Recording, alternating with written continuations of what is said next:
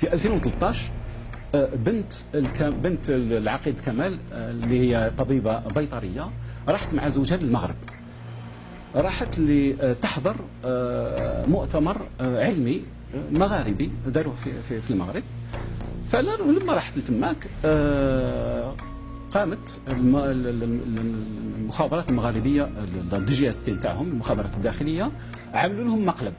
المهم لما دخلت البنت وكذا شكات لوالدها وقالت لها وليك واش صرا واش صرا، قالوا لي باباك وكذا وكذا.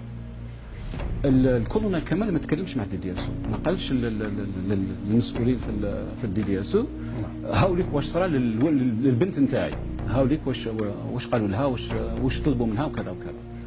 يجي سعيد بوتفليقه هو اللي يبعث له يقول له روح لعندي انا نقول لك المشكل، لانه كمال ما رضاش انه يخدم مع سعيد بوتفليقه فولات سياسه الترغيب والترهيب. فالسؤال اللي يبقى الان كيفاش عرفت المخابرات المغربيه عفوا انه بنت العقيد هذا اللي عنده منصب هام جدا في الامر الخارجي راح للمغرب، واكثر من ذلك كيفاش عرفوا بلي هي بنته؟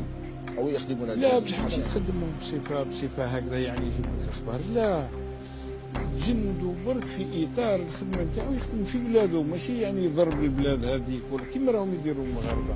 هذا اللوبيينغ هذا يسميوه لوبيين، هذا يستعملوه هما درك المغاربه ماشي مجندين غير المواطنين المغاربه اللي تم، جندوا حتى الجزائريين ضد الجزائر.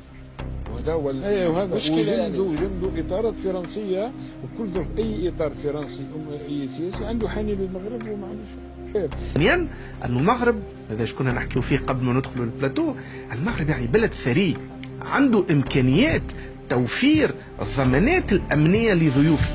وثالثا المغرب يعني قوه افريقيه عندها قوه استعلاميه، قوه مخابراتيه، قوة عسكرية. بالنسبة للإخوة المغاربة وما يحيكونه بأيادي أخرى لترقيع الجزائر وتخليعها، هذه المخابرات المغربية معروفة واش قاعدة تدير في الجزائر والجزائريين لعل متفطنين لهذا. ولكن المهم أن هناك واش دخل المخابرات المغربية في انخفاض أسعار احتياطات الصرف الجزائرية؟ واش دخل المخابرات المغربية في انخفاض أسعار احتياطات الصرف الجزائرية؟ كل ما يدار حولك، كل الضغوطات اللي دار حالك اقتصاديه واجتماعيه، هذا حتى الاعلام. المغاربه عندهم مخابرات قويه ومعروفه. مخابرات المغرب معروفه في العالم وداخله حتى على خطوط الامريكان والفرنسويين والاسرائيليين، ويخدموا جيد جيد جيد ومعتبرينهم مخابرات حديثه جدا المغاربه. وعن السادس ديما التوب من عندي انا. احلى توب.